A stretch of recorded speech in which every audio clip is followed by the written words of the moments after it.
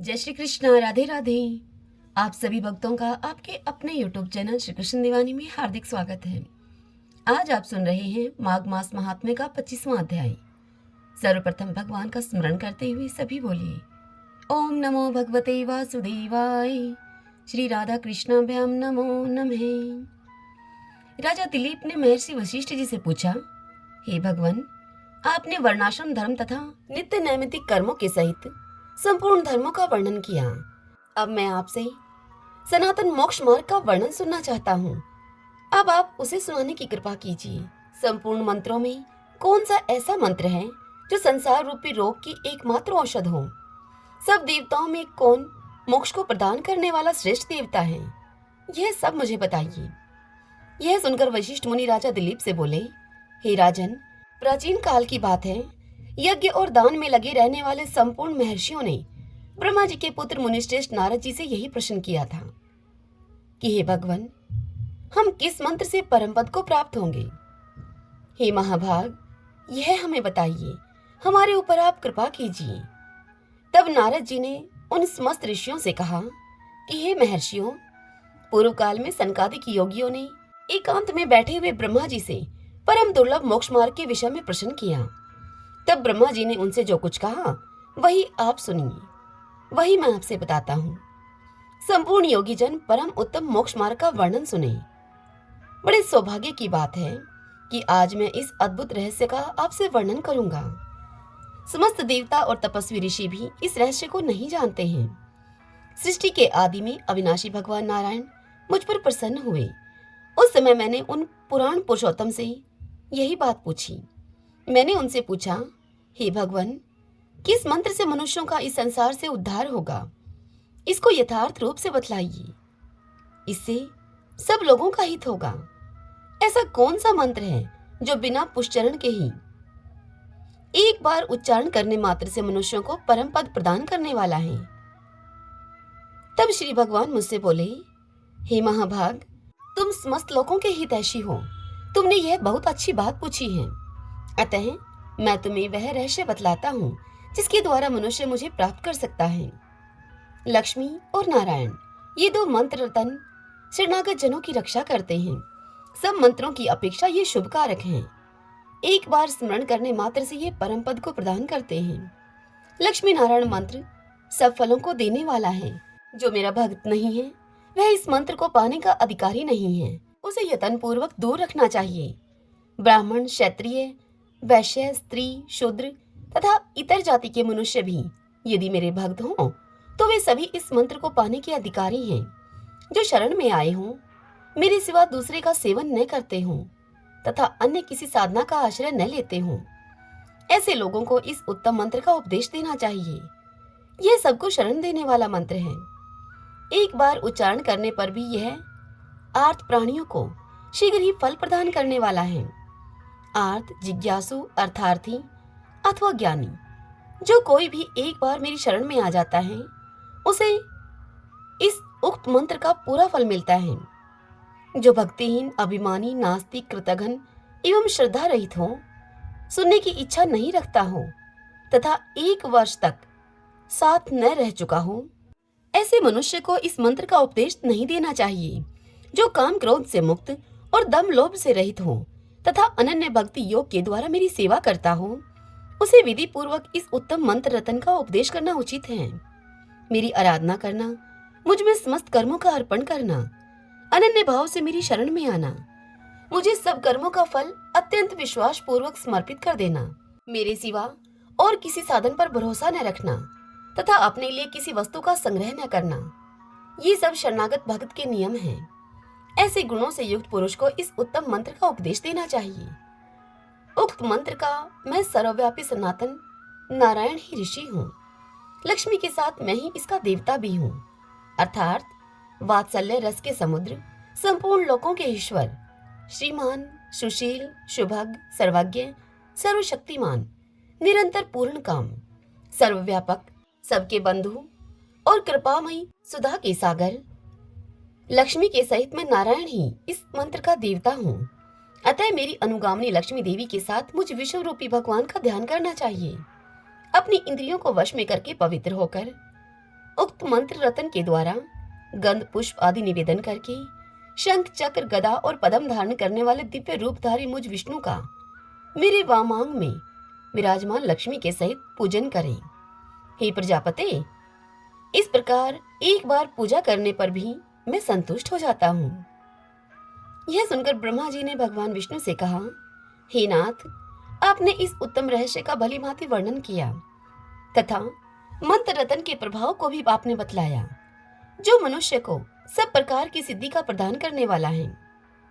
आप संपूर्ण लोकों के पिता, माता, गुरु, स्वामी, सखा, भ्राता, गति, शरण और सुहृदय हैं। हे देवेश्वर, मैं तो आपका दास, शिष्य तथा सुहृदय हूँ। अतः हे दया सिंधु, मुझे अपने से अभिन्न बना लीजिए।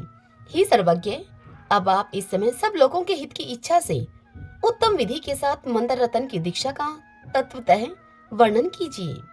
तब श्री भगवान ब्रह्मा जी से बोले, हे वत्स, सुनो, मैं मंत्र दीक्षा की उत्तम विधि तुमसे कहता हूँ। मेरे आश्रय की सिद्धि के लिए पहले आचार्य की शरण ले। आचार्य ऐसे होने चाहिए जो वैदिक ज्ञान से संपन्न, मेरे भक्त, द्वेष रहित, मंत्र के ज्ञाता, मंत्र के भक्त, मंत्र की शरण लेने वाले, पवित्र, ब्रह्म विद्या के विशेषज्ञ, मेरे भजन के सिवा और किसी साधना का सहारा न लेने वाले हों, अन्य किसी के नियंत्रण में न रहने वाले हों, ब्राह्मण हों, वितराग, क्रोध लोभ से शून्य हों, सदाचार की शिक्षा देने वाले हों, मुमुक्षु तथा परमार्थवेता हों। ऐसे गुणों से युक्त पुरुष को ही आचार्य कहा गया है। जो आचार की शिक्षा दे उसी का नाम आचार्य है। जो आचार्य के अधीन हो, उनके अनुशासन में मन को लगाए और आज्ञा पालन में स्थिरचित होकर उसे ही साधु पुरुषों ने शिष्य कहा है। ऐसे लक्षणों के युक्त सर्वगुण संपन्न शिष्य को विधि पूर्वक उत्तम मंत्र रतन का उपदेश करे। द्वादशी को श्रवण नक्षत्र में या वैष्णव के बताए हुए किसी भी समय में उत्तम आचार्य की प्राप्ति होने पर दीक्षा ग्रहण करनी चाहिए। इतनी बात बताकर महर्षि वशिष्ठ जी राजा दिलीप से कहते हैं कि हे राजन, इस प्रकार मंत्र रतन का उपदेश पाकर तीनों लोगों के सामने ब्रह्मा जी ने मुझको और नारद जी को भी उक्त मंत्र का उपदेश दिया। तत्पश्चात नैमिषारण्यवासी शौनक आदि महर्षियों को नारद जी ने इस मंत्र का उपदेश दिया, जो शरणागतों की रक्षा करता है। हे राजन, महर्षि भी इस गुह्यतम मंत्र को नहीं जानते। लक्ष्मी और नारायण, ये दोनों मंत्र परम रहस्यमय हैं। इन दोनों से श्रेष्ठ दूसरा कोई मंत्र नहीं है। इन दोनों से श्रेष्ठ धर्म संपूर्ण लोकों में कोई नहीं है। ब्रह्मा जी ने पूर्व काल में 3 बार सत्य की प्रतिज्ञा करके कहा था कि मनुष्यों को मुक्ति प्रदान करने के लिए भगवान नारायण से बढ़कर दूसरा कोई देवता नहीं है। उनकी सेवा ही संपूर्ण शुभाशुभ कर्मों का मूलोच्छेद करने वाला मोक्ष है। श्रीमन नारायण नारायण हरि हरि, भजमन नारायण नारायण हरि हरि। भगवान शंकर देवी पार्वती से कहते हैं, हे सुंदरी, अब तुम दशम अध्याय के महात्म्य की परम पावन कथा को सुनो, जो कि स्वर्ग रूपी दुर्ग में जाने के लिए सुंदर सोपान और प्रभाव की चरम सीमा है। काशीपुरी में धीर बुद्धि नाम से विख्यात एक ब्राह्मण था, जो कि मुझ शंकर में नंदी के समान ही भक्ति रखता था।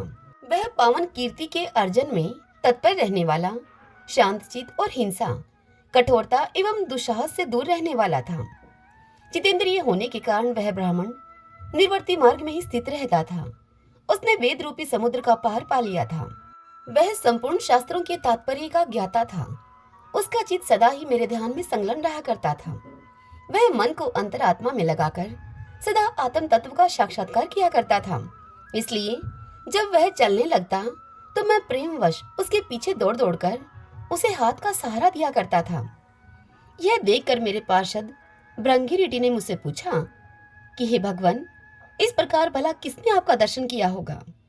इस महात्मा ने कौन सा ऐसा तप, कौन सा ऐसा होम अथवा कौन सा ऐसा जप किया है कि स्वयं आप ही पद पद पर इसे हाथ का सहारा देते हुए चलते हैं? भृंगिरिटी का यह प्रश्न सुनकर देवी पार्वती, मैंने इस प्रकार से उसे उत्तर दिया। इस प्रश्न के उत्तर में मैंने भृंगिरिटी से कहना आरंभ किया। मैंने उन्हें एक कथा सुनाई। एक समय की बात है, कैलाश पर्वत के पार्श्व भाग में पुन्नाग वन के भीतर चंद्रमा की अमृतमय किरणों से धुली हुई भूमि में एक वेदी का आश्रय लेकर मैं बैठा हुआ था। मेरे बैठने के क्षण भर के बाद ही सहसा बड़े जोर की आंधी उठी। वहां के वृक्षों की सभी शाखाएं नीचे ऊपर होकर आपस में टकराने लगी। न जाने कितनी ही टहनियां टूट टूट कर बिखर गईं। पर्वत की अविचल छाया भी हिलने लगी। इसके बाद वहां पर एक महान भयंकर शब्द हुआ, जिससे कि पर्वत की कंदराएं प्रतिध्वनित हो उठी। तदंतर आकाश से कोई विशाल पक्षी उतरा, जिसकी कांति काले मेघ के समान थी। वह पक्षी कजल की राशि, अंधकार के समूह तथा पंख कटे हुए काले पर्वत का सा जान पड़ता था।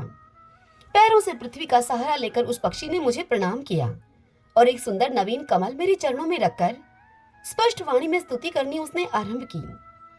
स्तुति करते हुए वह पक्षी बोला, हे देव, आपकी जय हो। आप चिदानंदमयी, सुधा के सागर तथा जगत के पालक हैं।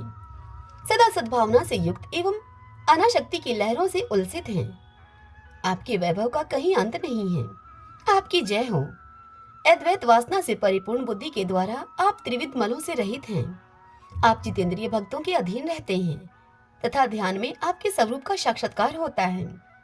आप अविद्यामय, उपाधि से रहित हैं, नित्य मुक्त, निराकार, निरामय, असीम, अहंकार शून्य, आवरण रहित और निर्गुण हैं। आपके चरण कमल शरणागत भक्तों की रक्षा करने में प्रवीण हैं। अपना भयंकर ललाट रूपी महासर्प की विष ज्वाला से आपने कामदेव को भस्म किया है। आपकी जय हो।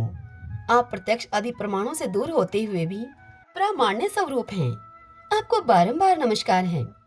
चैतन्य के स्वामी तथा त्रिभुवन रूपधारी आपको प्रणाम है। मैं श्रेष्ठ योगियों के द्वारा चुंबित आपके उन चरण कमलों की वंदना करता हूँ, जो अपार भवपाप के समुद्र से पाप उतारने में अद्भुत शक्तिशाली हैं। हे महादेव, साक्षात बृहस्पति जी भी आपकी स्तुति करने की दृष्टता नहीं कर सकते। सहस्त्र मुखों वाले नागराज शेष में भी इतनी चातुरी नहीं है कि वे आपके गुणों का वर्णन कर सके। फिर मेरे जैसे छोटी बुद्धि वाले पक्षी की तो बिसात ही क्या है। उस पक्षी के द्वारा किए हुए इस स्तोत्र को सुनकर, हे पार्वती, मैंने उस पक्षी से पूछा, हे विहंगम, तुम कौन हो और कहां से आए हो? तुम्हारी आकृति तो हंस की जैसी है, मगर तुम्हारा रंग कोवे का जैसा है। तुम जिस प्रयोजन को लेकर यहाँ पर आए हो, उस प्रयोजन को मुझे बताओ। हे पार्वती, तब वह पक्षी मुझे बोला कि हे देवेश, मुझे ब्रह्मा जी का हंस आप जानिए। हे दुर्जटे, जिस कर्म से मेरे शरीर में इस समय कालिमा आ गई है, अब उसे आप सुनिए। हे प्रभु, यद्यपि आप सर्वज्ञ हैं, अतः आपसे कोई भी बात छिपी हुई नहीं है। फिर भी यदि आप पूछते हैं तो मैं आपसे बतलाता हूँ। सौराष्ट्र अर्थात सूरत नगर के पास एक सुंदर सरोवर है, जिसमें कमल लहलाते रहते थे। उसी में से बाल चंद्रमा के टुकड़े जैसे श्वेत मरनालों के ग्रास लेकर मैं बड़ी तीव्र गति से आकाश में उड़ रहा था। उड़ते उड़ते सहसा वहां से पृथ्वी पर मैं गिर पड़ा। जब मुझे होश आया और अपने गिरने का कोई कारण न देख सका मैं, तो मैं मन ही मन सोचने लगा, अहो, यह मुझ पर क्या आ पड़ा। आज मेरा पतन कैसे हो गया। पके हुए कपूर के समान मेरे श्वेत शरीर में यह कालिमा कैसे आ गई।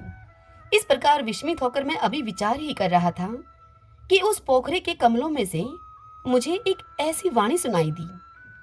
उस वाणी ने कहा, हंस उठो, मैं तुम्हारे गिरने और काले होने का कारण तुमसे बताती हूँ। तब मैं उठकर सरोवर के बीच में गया और वहां 5 कमलों से युक्त एक सुंदर कमलनी को मैंने देखा। उसको प्रणाम करके मैंने प्रदक्षिणा की और अपने पतन का उससे सारा कारण पूछा। मुझे वह कमलनी बोली, हे कलहंस, तुम आकाश मार्ग से मुझे लांग कर गए हो। उसी पातक के परिणाम वश तुम्हें पृथ्वी पर गिरना पड़ा है तथा उसी के कारण तुम्हारे शरीर में यह कालिमा दिखाई देती है। तुम्हें गिरा हुआ देखकर मेरे हृदय में दया भर आई है और जब मैं इस मध्यम कमल के द्वारा बोलने लगी हूँ, उस समय मेरे मुख से निकली हुई सुगंध को सूंघकर 60,000 भंवरे स्वर्गलोक को प्राप्त हो गए हैं। हे पक्षीराज, जिस कारण मुझ में इतना वैभव, मुझ में ऐसा प्रभाव आया है, वह तुम्हें बतलाते हूँ। ध्यानपूर्वक सुनो। इस जन्म से पहले तीसरे जन्म में मैं इस पृथ्वी पर एक ब्राह्मणी की कन्या के रूप में उत्पन्न हुई थी और उस समय मेरा नाम सरोज वदना था। मैं गुरुजनों की सेवा करती हुई सदा एकमात्र पतिव्रते के पालन में तत्पर रहती थी। एक दिन की बात है, मैं एक मैना को पढ़ा रही थी। इससे पति सेवा में कुछ विलंब हो गया। इससे पति देवता मुझ पर कुपित हो गए और उन्होंने मुझे श्राप दे दिया और मुझसे कहा कि पापिनी तू मैना हो जा। मरने के बाद यद्यपि मैं मैना ही हुई, फिर भी पातिव्रत्य के प्रसाद से मुनियों के ही घर में मुझे आश्रय मिला। किसी मुनि कन्या ने मेरा पालन पोषण किया। मैं जिनके घर में रहती थी वे ब्राह्मण प्रतिदिन प्रातःकाल विभूति योग नाम से प्रसिद्ध गीता के 10वें अध्याय का पाठ किया करते थे। अब मैं उस पापहारी अध्याय को सुना करती हूँ। इतनी बात बताकर कमलिनी उस हंस से आगे कहती है कि हे विहंगम, काल आने पर मैना का शरीर छोड़कर 10वें अध्याय के महात्म्य से स्वर्गलोक में मैं अप्सरा हुई। मेरा नाम पद्मावती हुआ और मैं पद्मा की प्यारी सखी हो गई। एक दिन मैं विमान से आकाश में विचरण कर रही थी। उस समय सुंदर कमलों से सुशोभित इस रमणीय सरोवर पर मेरी दृष्टि पड़ी और इसमें उतरकर ज्यों ही मैंने जल क्रीड़ा आरंभ की, त्यों ही दुर्वासा मुनि यहाँ पर आधमके। उन्होंने वस्त्रहीन अवस्था में मुझको देख लिया। उनके भय से मैंने स्वयं ही यह कमलनी का रूप धारण कर लिया। मेरे दोनों पैर 2 कमल हुए, मेरे दोनों हाथ भी 2 कमल हो गए और शेष अंगों के साथ मेरा मुख भी एक कमल हो गया। इस प्रकार मैं 5 कमलों से युक्त हुई। मुनिवर दुर्वासा ने मुझे देखा। उनके नेत्र क्रोध अग्नि से जल रहे थे। वे मुझसे बोले, पापिनी तो इसी रूप में 100 वर्षों तक पड़ी रहे यहाँ। यह श्राप देकर वे क्षण भर में ही अंतर्ध्यान हो गई। कमलनी होने पर भी मैं विभूति योग अध्याय के महात्म्य से मेरी वाणी लुप्त नहीं हुई है। मुझे लांघने मात्र के अपराध से तुम पृथ्वी पर गिरे हो। हे पक्षीराज, यहाँ खड़े हुए तुम्हारे सामने ही आज मेरे श्राप की निवृत्ति हो रही है, क्योंकि आज 100 वर्ष वह पूरे हो गए हैं। मेरे द्वारा गाए जाते हुए उस उत्तम अध्याय को तुम भी सुन लो। उसके श्रवण मात्र से तुम भी आज ही मुक्त हो जाओगे। यूं कहने पर पद्मनी ने स्पष्ट एवं सुंदर वाणी में 10वें अध्याय का पाठ किया और वह मुक्त हो गई। उसे सुनने के बाद उसी के दिए हुए उस उत्तम कमल को लाकर मैंने आपको अर्पण किया है। इतनी कथा सुनाकर उस पक्षी ने अपना शरीर त्याग दिया। हे देवी पार्वती, यह एक अद्भुत सी घटना हुई। वही पक्षी अब 10वें अध्याय के प्रभाव से ब्राह्मण कुल में उत्पन्न हुआ है। जन्म से ही अभ्यास होने के कारण शैशव अवस्था से ही इसके मुख से सदा गीता के 10वें अध्याय का उच्चारण हुआ करता है। 10वें अध्याय के अर्थ चिंतन का यह परिणाम हुआ है कि यह सब भूतों में स्थित शंख चक्रधारी भगवान विष्णु का सदा ही दर्शन करता रहता है। इसकी स्नेहपूर्ण दृष्टि जब किसी देहधारी के शरीर पर पड़ जाती है तो वह चाहे शराबी हो या फिर ब्रह्म हत्यारा ही क्यों न हो, वह मुक्त हो जाता है। तथा पूर्व जन्म में अभ्यास किए हुए 10वें अध्याय के महात्म्य से इसको दुर्लभ तत्व ज्ञान प्राप्त है तथा इसने जीवन मुक्ति भी पा ली है। अतः जब यह रास्ता चलने लगता है तो मैं इसे हाथ का सहारा दिए रहता हूँ। हे भृंगिरिटे, यह सब 10वें अध्याय की ही महामहिमा है। हे देवी पार्वती, इस प्रकार मैंने भृंगिरिटी के सामने जो पाप नाशक कथा कही थी वही यहाँ तुमसे भी कही है। नर हो या नारी अथवा कोई भी क्यों न हो, इस 10वें अध्याय के श्रवण मात्र से उसे सब आश्रमों में पालन का फल प्राप्त होता है। श्रीमन नारायण नारायण हरि हरि, भजमन नारायण नारायण हरि हरि। आशा करती हूँ आज की यह कथा आपको पसंद आई होगी। यदि ऐसा हो तो इस वीडियो को आप लाइक करें और कमेंट बॉक्स में ओम नमो भगवते वासुदेवाय लिखें। हरे कृष्णा।